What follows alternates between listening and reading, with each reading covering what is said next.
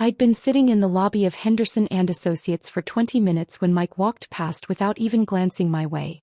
Our mother was beside him, her arm linked through his, both of them dressed in matching navy power suits that screamed, executive decision-makers.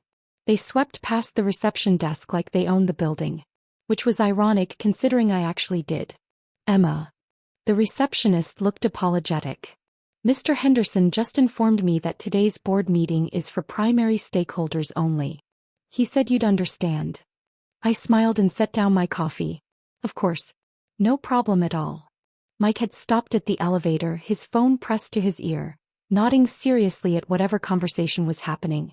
Mom was adjusting her Hermès scarf in the reflection of the polished elevator doors. Neither of them looked back. The receptionist lowered her voice. I'm sorry. I know you work here and this seems... It's fine really. I stood gathering my bag. I have plenty of other things to handle today. What I didn't tell her was that I'd been expecting this. Mike had been escalating for months now, ever since he'd convinced himself that his MBA from Wharton and his 3 years as Chief Strategy Officer made him the actual leader of our family's commercial real estate company. The title was impressive. The reality was that he managed 2 strip malls and attended a lot of networking lunches. I walked back to my car, a 7-year-old Honda Civic that Mike loved to mock during family dinners. Still driving that thing? He'd say, keys to his leased BMW dangling from his finger. Some of us have standards to maintain. My phone buzzed as I reached the parking garage. Unknown number. Ms. Henderson?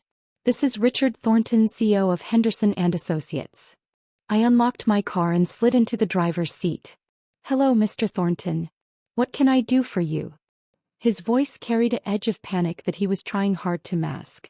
I apologize for the confusion this morning, but we have a rather urgent situation.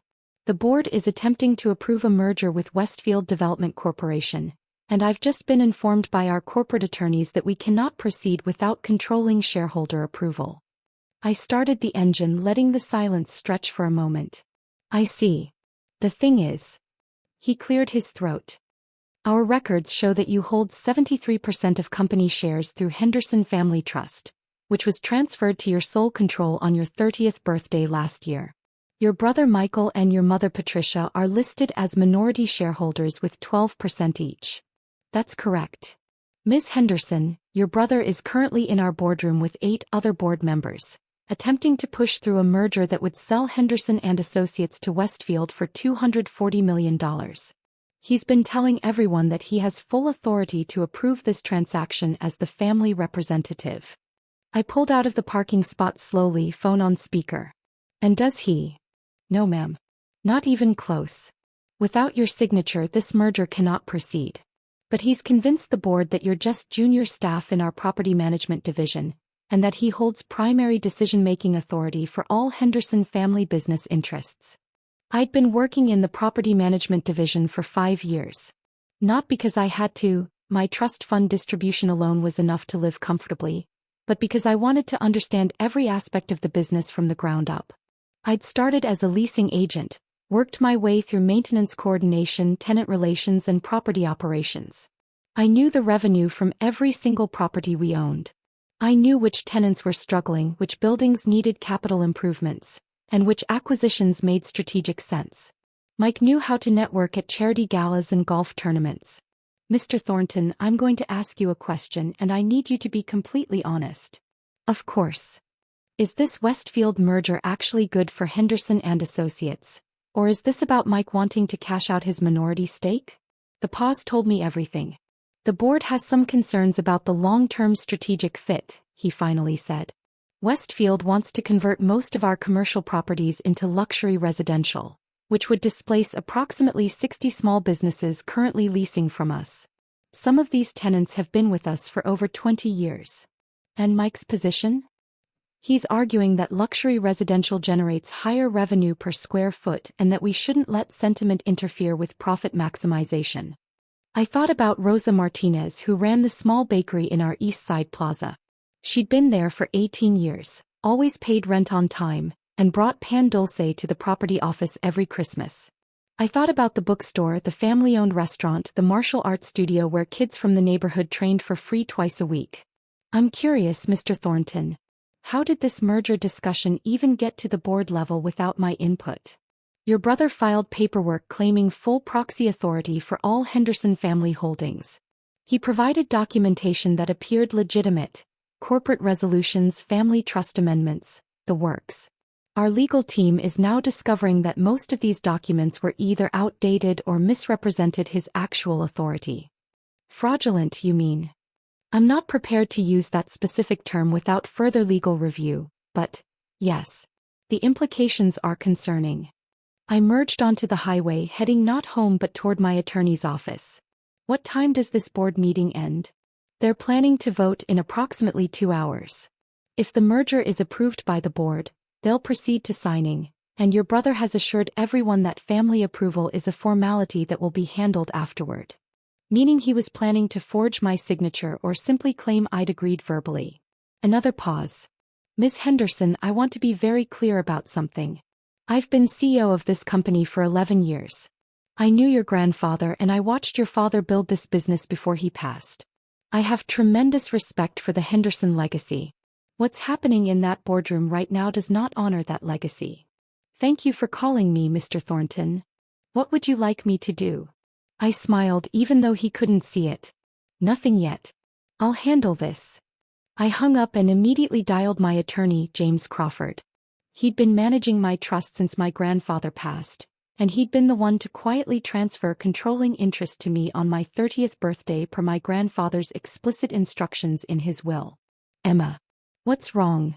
I need you to meet me at Henderson Associates in 1 hour with every piece of documentation proving my controlling interest in the company. Every share certificate, every trust document, every corporate filing. What happened? Mike's trying to sell the company without my knowledge or approval. James let out a low whistle. Your grandfather would lose his mind. That's putting it mildly. Can you also contact the board's corporate counsel? I want them to confirm to every board member present that no merger can proceed without my written consent. Consider it done. Emma, are you sure you want to do this publicly? Your brother is going to be humiliated. I thought about every family dinner where Mike had made jokes about my little apartment lease coordinator job. I thought about the Christmas when Mom had told me that not everyone is cut out for leadership roles, after I'd suggested we explore more tenant-friendly lease structures. I thought about Thanksgiving when Mike had brought his girlfriend and introduced me as the one who never really found her path. I'm sure. I sat in the parking garage for 45 minutes, reviewing documents on my tablet. The Henderson Family Trust had been established by my grandfather in 1987, when he first started acquiring commercial properties. By the time he died, the portfolio included 23 properties across the state, representing over 2 million square feet of commercial space and generating approximately $47 million in annual revenue. My father had grown the business even further before his heart attack 5 years ago. In his will, he'd been explicit. Controlling interest would pass to me on my 30th birthday, with the stipulation that I spend at least 5 years working in the business, at every level from the ground up. Mike had been 24 when Dad died.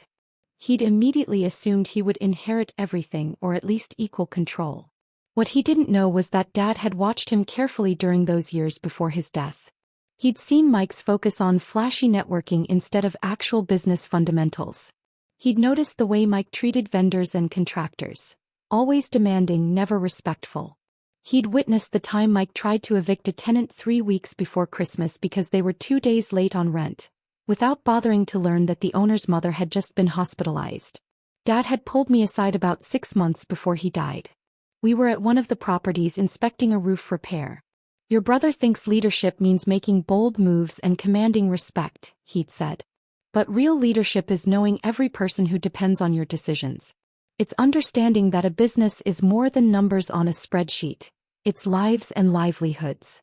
He'd made me promise to work my way through every department, to learn not just how the business operated but how it affected everyone who interacted with it.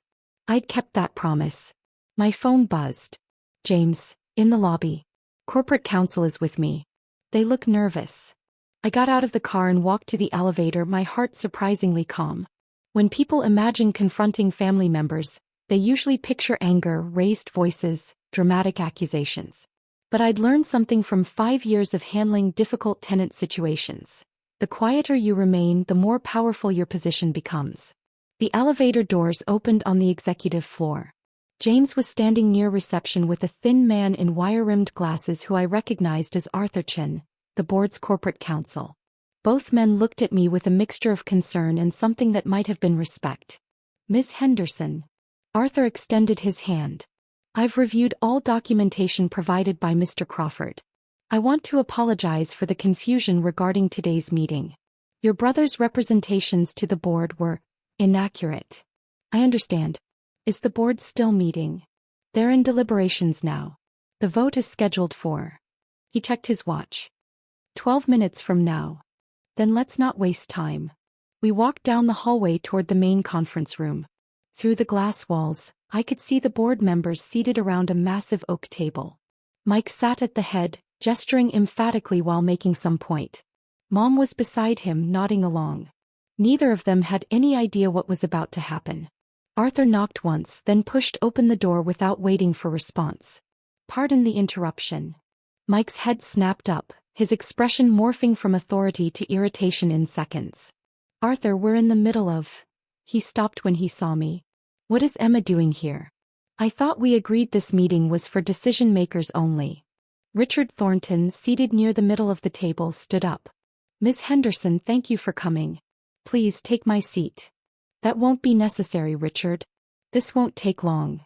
I set my bag down on the credenza and looked around the room.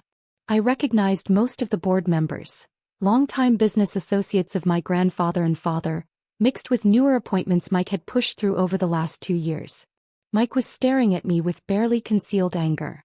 "Emma, this is completely inappropriate. We're about to vote on a major corporate transaction. The Westfield merger." "Yes, I'm aware." "Then you understand this is board business. If you need to discuss your work schedule or some tenant issue, we can handle that tomorrow." "I'm not here about my work schedule, Mike." James stepped forward, carrying a leather portfolio. "Mr. Henderson, members of the board, my name is James Crawford. I'm corporate counsel for the Henderson Family Trust and personal attorney to Ms. Emma Henderson. I'm here to clarify some significant misunderstandings regarding authority and approval for the proposed Westfield merger." Mom spoke up, her voice carrying that particular tone of forced patience she'd perfected over the years. "James, we appreciate your concern, but Michael has full proxy authority for family business interests. This is already documented." "No, Mrs. Henderson, he does not." James opened the portfolio, distributing packets to each board member. "What you're receiving is complete documentation of the Henderson Family Trust structure, including share distribution, voting rights, and approval authorities." I watched Mike's face as he opened his packet. The color drained slowly, like watching time-lapse footage of sunset.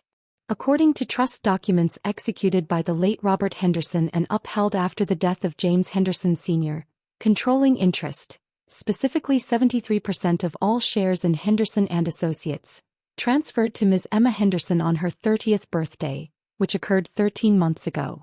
One of the board members, an older woman named Dorothy Mills who'd known my grandfather, looked up sharply. 73%? "Yes, ma'am. Michael Henderson holds 12%, Patricia Henderson holds 12%, and the remaining 3% is distributed among minor family members in educational trusts." Mike's hand was gripping the edge of the table. "This is ridiculous. I'm Chief Strategy Officer. I've been running this company's strategic initiatives for 3 years. You've been managing 2 properties and attending board meetings," I said quietly. "That's not the same thing as running the company. I have an MBA from Wharton. I've led our expansion into—" "You've led exactly 0 expansions, Mike. Every property acquisition in the last 3 years was researched and proposed by the property management team, analyzed by our financial department, and approved by Richard as CEO. You attended the closing signings and took credit in the press releases." The room had gone completely silent. Dorothy cleared her throat. "Emma, I have to ask, if you've held controlling interest for over a year, why are we only learning about this now?" "Because I've been honoring my father's wishes. He wanted me to learn this business from every angle before exercising any authority. I've spent 5 years working in property management, tenant relations, maintenance coordination, and operations. I know every property we own, every major tenant, every capital improvement project, and every financial metric that matters. Mike slammed his packet down on the table.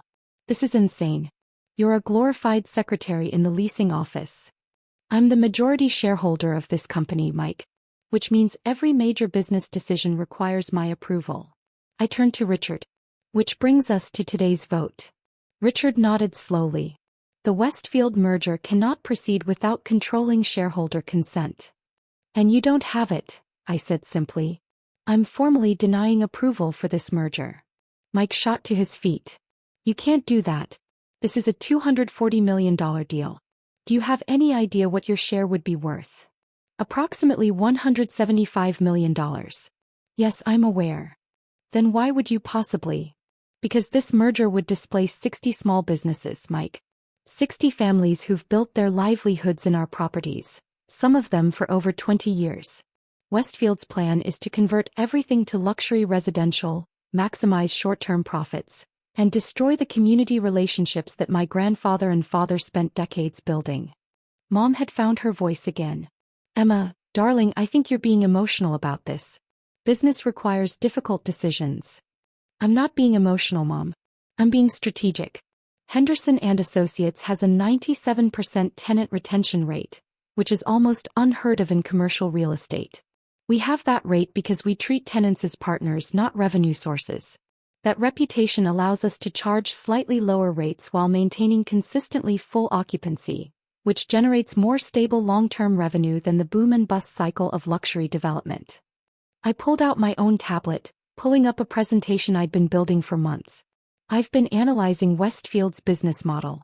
They've completed 17 similar acquisitions in the last 5 years. 12 of those properties are now showing significant vacancy rates because luxury residential markets are oversaturated in our demographic areas. 4 are in financial distress. 1 is facing bankruptcy proceedings. Arthur was leaning forward, studying the data I was displaying. How long have you been researching this? Since Mike first mentioned Westfield at a board meeting 4 months ago. I've reviewed every public filing, every financial statement, every market analysis available. This merger would generate a short-term windfall followed by long-term value destruction. Dorothy was nodding slowly, reading through the documents in front of her. Emma, this level of analysis is impressive. It's necessary. Henderson Associates isn't just a company, it's a legacy. My grandfather started with a single building in 1987. My father grew it into something that supports hundreds of businesses and thousands of jobs. I'm not going to destroy that for a quick payout. Mike's face had gone from pale to flushed red. You have no authority to make this decision alone. Actually, I do. 73% controlling interest means exactly that, control. I looked around the room at the board members. I understand that my brother has been representing himself as the primary family authority for business decisions. That ends today. Going forward, any major corporate actions, mergers, acquisitions, significant capital expenditures, or changes to company leadership, require my written approval. Richard stood. Ms. Henderson, on behalf of the board, I want to apologize for proceeding this far without proper verification of approval authority. This is my responsibility as CEO, and I should have confirmed your position before allowing today's vote to be scheduled. I appreciate that, Richard. And I want to be clear. I'm not here to micromanage or undermine the excellent work you and the board have been doing. I just need to ensure that decisions align with the long-term values this company was built on. One of the younger board members, someone Mike had appointed last year, spoke up. Ms. Henderson, with all due respect, refusing a $240 million merger based on sentiment toward existing tenants seems like poor business judgment. I smiled. I'm not refusing based on sentiment. I'm refusing based on analysis showing that Westfield's business model is fundamentally unsound for our market position, and that the merger would likely result in long-term value destruction that exceeds the short-term gain. But I appreciate your concern. I pulled up another slide on my tablet. Here's what I'm proposing instead. A targeted acquisition strategy that expands our commercial portfolio in underserved markets, maintains our tenant-friendly approach and generates conservative but stable growth. I've identified 8 properties currently available that fit our criteria, with a combined acquisition cost of approximately $67 million and projected revenue increase of $8.3 million annually. Dorothy was studying the presentation with obvious interest. This is detailed work, Emma. I've had 5 years to prepare. I wasn't just filing lease agreements and coordinating maintenance. I was studying every aspect of this business and planning for the moment when I'd need to step into actual leadership. Mike's voice came out strangled. You've been planning this? To humiliate me in front of the entire board? No, Mike. I've been planning to honor our father's legacy and protect the company he built. The humiliation is your own creation. I closed my tablet and looked at him directly. You spent the last 5 years telling everyone I was just junior staff, too insignificant to involve in real decisions. You blocked me from meetings, dismissed my input, and made jokes about my career choices at every family gathering. All while I was learning this business at a level you've never bothered to understand. Mom reached for Mike's arm. Emma, your brother has worked very hard. Mike has networked very hard. There's a difference. I gathered my bag. Richard, I'd like to schedule a proper meeting next week to discuss the acquisition strategy in detail. Please include department heads from property management, finance, and operations. Of course, Ms. Henderson. And I think it's time we reconsider the Chief Strategy Officer position. If Mike wants to remain with the company, I'm sure we can find a role that matches his actual skills and contributions. Perhaps something in business development or tenant relations, where he can learn the fundamentals he's been skipping. Mike's chair scraped loudly as he stood. I'm not taking a demotion from my own sister. You're taking a reality check from the majority shareholder of this company, I said calmly. You have a choice, Mike. You can stay, learn the business properly, and contribute meaningfully. Or you can leave, cash out your 12% and find somewhere else to pretend you're more important than you actually are. The silence in the room was absolute. Mike grabbed his jacket from the back of his chair and stormed toward the door. Mom followed, pausing only to look back at me with an expression I couldn't quite read, anger mixed with something that might have been shocked respect. After they left, Dorothy started laughing. It was a quiet sound at first, then grew stronger. Your grandfather would have loved this. James Sr. They both knew exactly what they were doing when they set up that trust structure. They did, I agreed. They just trusted me to be ready when the moment came. Richard cleared his throat. Ms. Henderson, I think I speak for everyone here when I say we're looking forward to working with you in your proper capacity as controlling shareholder. This company needs the kind of thoughtful leadership you've demonstrated today. Thank you, Richard. I headed toward the door, then paused. One more thing. I want to establish a tenant advisory board. Representatives from our major tenants who can provide input on property improvements, lease structures, and community needs. My grandfather always said we're not in the real estate business, we're in the relationship business. I think it's time we formalize that philosophy. As I walked back to the elevator, James fell into step beside me. That was remarkably restrained. I expected more drama. Drama isn't leadership, I said. Dad taught me that. My phone buzzed. A text from Mike. This isn't over. I smiled and pocketed the phone without responding. It was over. It had been over the moment my grandfather's will was executed, the moment my father's trust documents were finalized, the moment I'd spent 5 years learning every detail of a business Mike had treated as his personal achievement showcase. The elevator doors closed and I caught my reflection in the polished metal. I looked the same as I had this morning. Same simple blouse, same practical shoes, same face Mike had dismissed as junior staff. But everything had changed. By tomorrow morning, every employee would know. By tomorrow afternoon, every tenant would hear. And by tomorrow evening, Mike would be explaining to his networking contacts and golf buddies why his little sister was actually the person who'd been in control all along.